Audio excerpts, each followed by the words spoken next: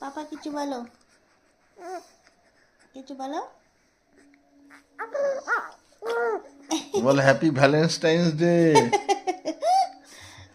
পা তুলে লাথি দেখাচ্ছে। পাপা কিছু বলো।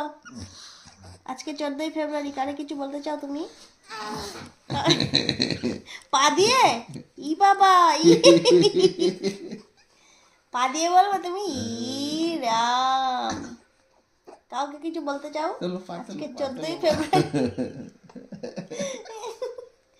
আজকে দু হাত তুলে বলে কৃষ্ণ নাম, দু হাত তুলে বলে কৃষ্ণ নাম। ওরে বাবা, 14ই ফেব্রুয়ারি কাউকে কিছু বলতে চাও?